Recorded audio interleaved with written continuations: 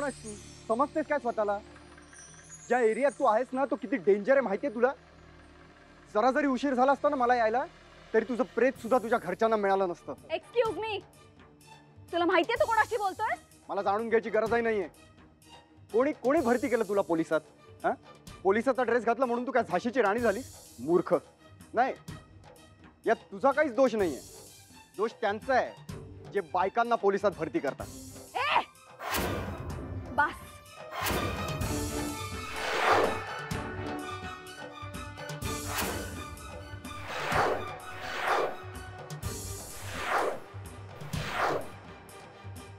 बस. खूप बोललास. तू माझा जीव वाचवलास त्याचा अर्थ असा नाही की तू वाटेल ते बोलशील आणि मी तुझं ऐकून घेईन, कळलं ना? हे बघ, तू कोण आहेस ते मला माहित नाही, पण एवढं लक्षात ठेव, तू आता पोलीस सब इन्स्पेक्टर साक्षी देशमुखशी बोलतोय. त्या साक्षी देशमुखशी जिने हा युनिफॉर्म कुठल्या शोरूम मधनं घेतलेला नाहीये, खडतर मेहनत करून मिळवलाय तो. आणि आता तुझे म्हणत होतास ना बायकांनी पोलीस डिपार्टमेंट मध्ये भरती होऊ नये, फॉर युअर काइंड इन्फॉर्मेशन, हे बोलणं खूप सोपं असतं, पण ह्या पोस्ट साठी मी किती मेहनत घेतली ते माझं मला माहिती आहे, ते तुला नाही कळणार.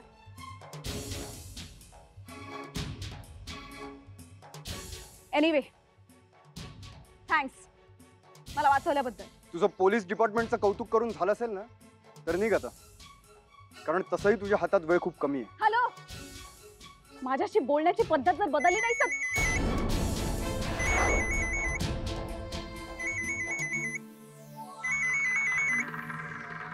हॅलो, हां, ओके ठीक आहे, मी निघालो.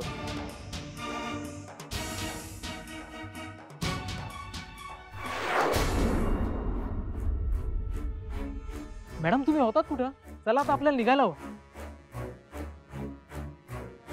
चला.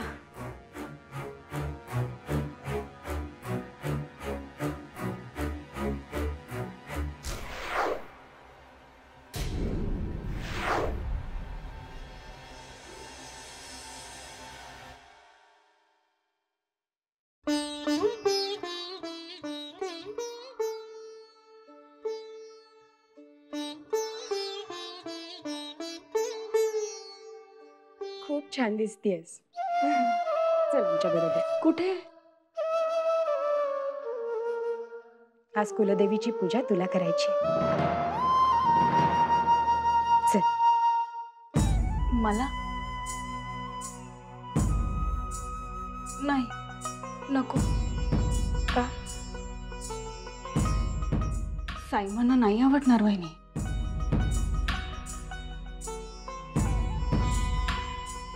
तो त्यांचा प्रश्न झाला देव, पण परंपरेनुसार लग्नानंतर कुलदेवीची पूजा तुझ्या हातनं होणं आवश्यक आहे. चल आमच्या बरोबर. नको वहिनी, मला निष्करण आपल्या घरात वाद नको. एक सांगू देव, तुला जर वाद संपवायचे असतील ना तर पुढाकार तुलाच घ्यायला हवा. आपला मान आपण मिळवायचा असतो, तो असा कोणी सहजासहजी देत नाही. तू या घराण्याची कुलवधू आहेस, हे सत्य जोपर्यंत तू स्वीकारत नाहीस तोपर्यंत तुझ्या आजूबाजूचे हे स्वीकारणार नाहीत. खरं देव्याने, या घरात सुनेला म्हणून जो बहुमान मिळतो तो तुलाही मिळाला हवा. बघू त्यापासून तुला कोण अडवतो ते.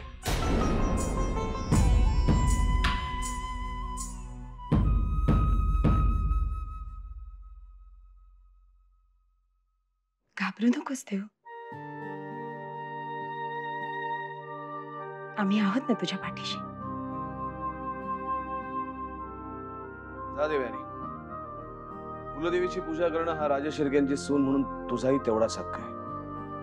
बघू तुला या हक्कापासून कोण वंचित ठेवतो ते. जा.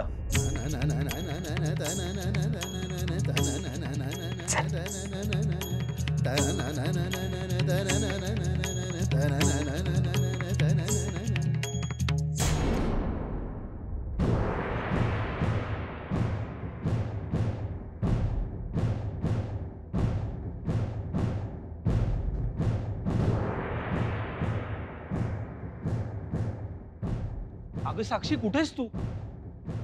आणि त्या 2 हवालदारांना घेऊन तू कुठे गेली होतीस? सर तुम्ही फोनवर बोलण्यात बिझी होतात ना, तुम्हीच मला सांगितलं फोन घ्यायला, म्हणून फोन उचलला. तो एका खबरीचा फोन होता सर. त्याने मला सांगितलं की तातडीने निघा नाही तर खूप उशीर होईल, म्हणून मी लवकर निघाले, कुठलाही निर्णय न घेता लगेच. म्हणून तू एकटी त्या 2 हवालदारांना घेऊन त्या वस्तीमध्ये धाड घालायला गेलीस? मला कळलं असतं तर मी कधीच परवानगी दिली नसती. I am sorry sir. Sir actually माझी चूक झाली. मला माझी चूक लक्षात आली आहे सर. सर तो ड्रग डीलर ना माझ्या तावडीत सापडला होता, पण त्याचं नशीब चांगलं होतं म्हणून तो सुटला. आणि ऐनवेळी तिथे एका माणसाने मला वाचवलं म्हणून, नाहीतर कदाचित. थँक गॉड वाचलीस. पण बाय द वे तो माणूस कोण होता? नाही माहीत, पण सर एवढं नक्की की त्या माणसाने माझा जीव वाचवलाय. पोलिसांनी लोकांचे जीव वाचवायचे तर इथं लोकच येऊन पोलिसांचे जीव वाचवत आहेत. ही जर बातमी मीडियाला कळली ना तर आपल्या डिपार्टमेंटची काय इज्जत राहील त्यांच्यासमोर याचा जरा तरी विचार करायला पाहिजे होता. सर मी तुम्हाला सांगितलं ना, माझ्या हातून चूक झाली आणि मला ती चूक कळली आहे. ह्यापुढे कुठलाही निर्णय मी असा घाई गडबडीत घेणार नाही सर.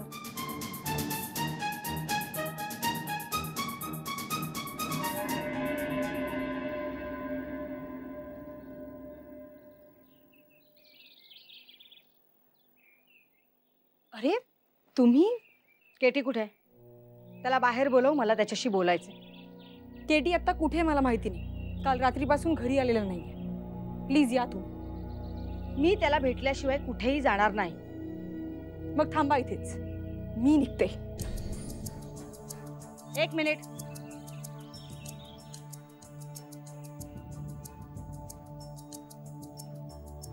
तुझा प्रॉब्लेम काय माहितीये?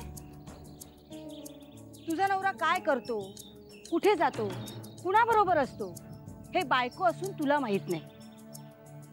आणि म्हणूनच त्याच्या नादी लागून माझी श्रावणी घर सोडून गेलीये. मग ह्यावर मी काय करावं अशी तुमची अपेक्षा आहे? थांब. जिथे तू तुझ्या नवऱ्याला सांभाळू शकली नाहीस तिथे मी तुझ्याकडनं काय अपेक्षा ठेवणार? फक्त प्रश्न हा आहे की आता पुढे करायचं काय. कारण तू अशीच जर गप्प राहिलीस तर तुझ्या बरोबर माझ्या श्रावणीच्याही आयुष्याचं वाटोळं झालं म्हणून समजा.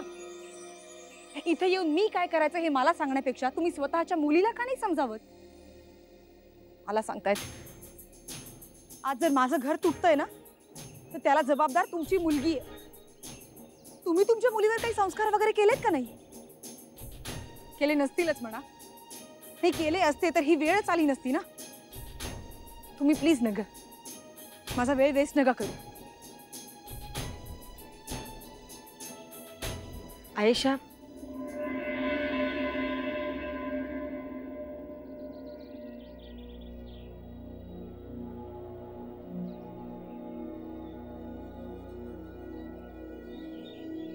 हे बघ आयेशा, असं एकमेकांवर आरोप करून काही होणार नाही. यातून आपल्या दोघींनाच मार्ग काढायचे. मी तर विचार करून करून थकले माहिती. तुम्हीच काहीतरी मार्ग सुचवा. तो जर पटणारा असेल ना तर आपण दोघी मिळून प्रयत्न करू. मला आता फक्त एकच मार्ग दिसतोय. कोणता? आपण दोघीही पोलीस स्टेशनला जाऊया आणि कंप्लेंट करूया. त्याने तुझा विश्वासघात केला म्हणून तू कंप्लेंट कर आणि माझ्या मुलीला फसवलं अशी मी कंप्लेंट करते. म्हणजे बघ 2 दिवसात तुझा नवरा सुतासारखा सरळ होतो की नाही.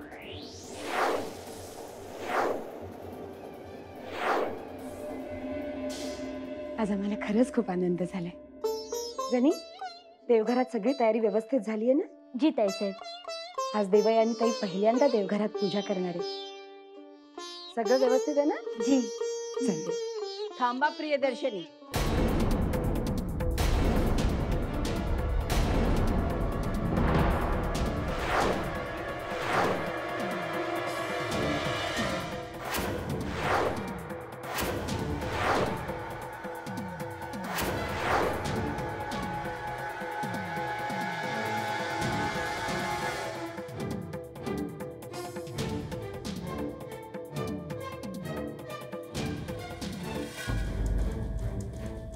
राज शिर्क्यांच्या देवघरात ही देवयानी प्रवेश करू शकत नाही. तुम्ही काय करता याची कल्पना आहे का तुम्हाला? असं का बोलता साईमा? देवयानी सून आहे या घरची. हे सांगण्याचा तुम्हाला कुणी अधिकार दिला? विक्रम भाऊजींनी विधिवत लग्न केलंय देवयानीशी.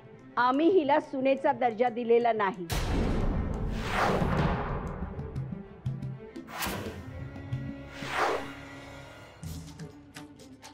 राज शिर्क्यांच्या देवघरात परक्यांना प्रवेश नसतो हे माहितीये ना तुम्हाला? देवयानी परकी नाहीये आणि तिला तिच्या अधिकारापासून वंचित ठेवून फार मोठा अन्याय करताय तुम्ही साईमा. प्रियदर्शनी, तुम्ही तुमच्या मर्यादांचं उल्लंघन करत आहात. नाही साईमा, आम्हाला आमच्या मर्यादांची चांगली जाणीव आहे. म्हणून तर विनंती करतोय तुम्हाला, समजावण्याचा प्रयत्न करतोय. नव्या सुनेनं कुलदेवीची पूजा करायची हा रिवाज आहे ना आपल्या घरचा. मग आज पिऊला अडवू नका, जाऊ द्या तिला देवघरात.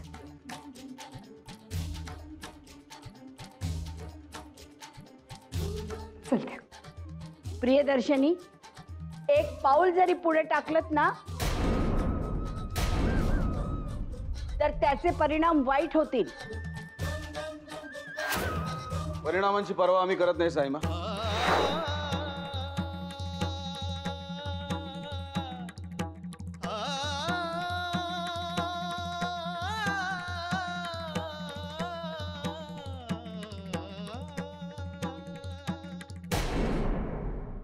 हा, पण यामुळे श्रावणीची बदनामी होणार आहे.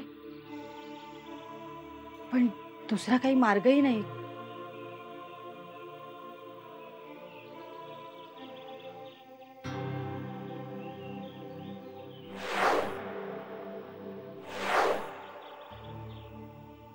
कसला विचार करतेस? आता विचार करण्यात वेळ घालवू नकोस. आपल्या दोघींसमोर हा आता एकच मार्ग आहे.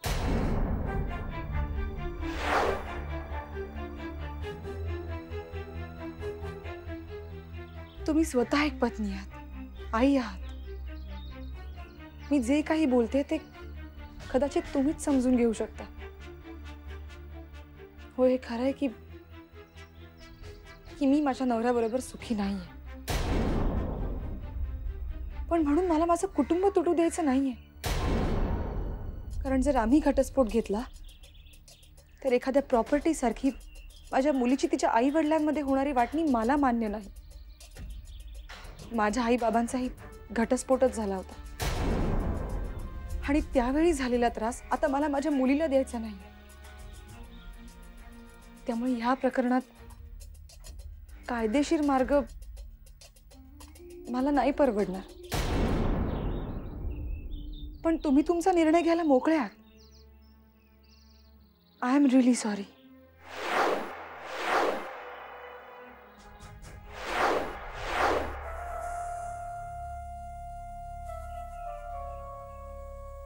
अगं पण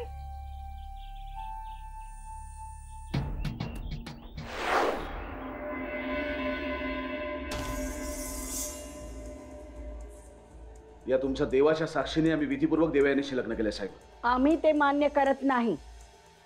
तुम्हाला मान्य नसलेली वस्तुस्थिती बदलणार नाही. देवयानी या घरची सून आहे आणि तिला कुलदेवीची पूजा करण्याचा पूर्ण अधिकार आहे.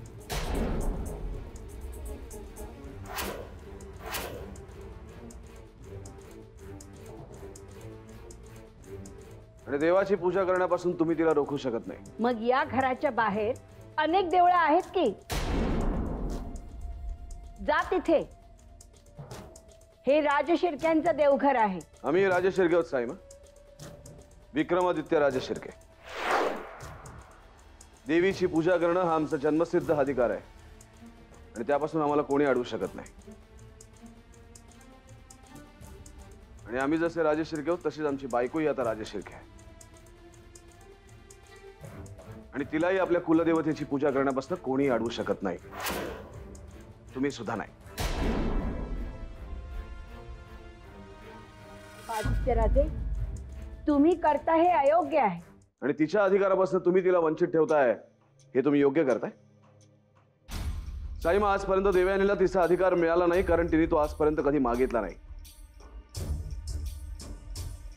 पण यापुढे तिचा प्रत्येक अधिकार आम्ही तिला मिळवून देणार आहोत.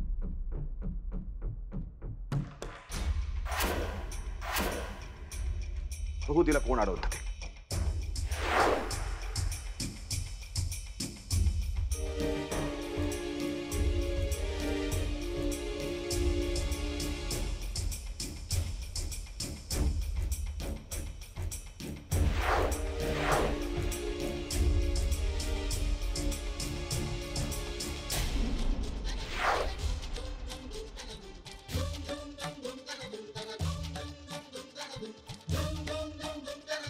चल देवयानी.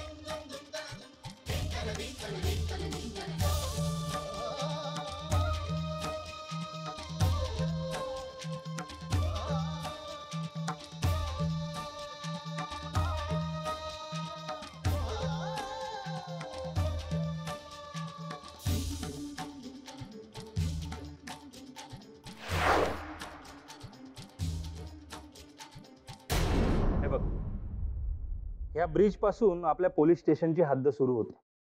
इथे जवळच आपल्या पोलीस स्टेशनला संलग्न अशी एक पोलीस चौकी तयार केलेली आहे. ह्या रोडवर वरचेवर अपघात होत असतात, म्हणूनच ही पोलीस चौकी तयार केली. शहराच्या वायव्य दिशेला या मंदिराजवळ आपल्या पोलीस स्टेशनची हद्द संपते. भिडे साहेब अशी काय काय माहिती सांगतात की जेणेकरून देशमुख मॅडम आता रेडच टाकायला जाणार. त्या पण किती लक्ष देऊन ऐकतात. ऐकू द्या, काय नवीन आहे ना, ऐकणारच. उद्या त्यांनाही सवय होईल. ह्या कानाने ऐकायचं आणि ह्या कानाने सोडून द्यायचं. तुमच्यागत. हा काय म्हणालात? अहो भिडे साहेब काय म्हणतात ते ऐकू. सध्या आपल्या पोलीस स्टेशनचा कार्यभार कदम साहेबांकडे, पण लवकरच इथे बहुतेक पोलीस निरीक्षकांची नियुक्ती होईल. भिडे, उद्यापासून तुमच्या पोलीस स्टेशनचा चार्ज सांभाळण्यासाठी एक पोलीस ऑफिसर येणार आहे. त्याचं नाव आहे सिद्धांत मराठे. काय? ते उद्यापासून तुम्हाला त्यांना रिपोर्टिंग करायचं आहे. तेव्हा आजपासून be alert. Yes sir. Yes sir. चला, परमेश्वराने माझं ऐकलं आणि त्या सिद्धांत मराठेंना इथे पाठवलं. तुम्ही सिद्धांत मराठेंना ओळखता सर? अगं मी काय, सगळं डिपार्टमेंट ओळखतं त्यांना. मोठे मोठे ऑफिसर त्यांच्या कर्तृत्वाची उदाहरणं देतात. स्वतःला मोठे मोठे भाई समजणारे त्यांच्या नावाने असे चळाचळा कापतात. चला, ते आल्यामुळे आता आपल्या सगळ्यांना काहीतरी नवीन शिकायला मिळेल. हवालदार, ज्या काही फाईल्स अर्धवट राहिल्या त्या सगळ्या पूर्ण करून टाका. अत्यंत कडक शिस्तीचा माणूस आहे, कुठलंही काम अर्धवट सोडायचं नाही. Yes sir. सगळ्यांनी अलर्ट राहायचं. हा जो कोण सिद्धांत मराठे आहे, त्याचं एवढं कौतुक चाललंय, नक्की आहे तरी कोण?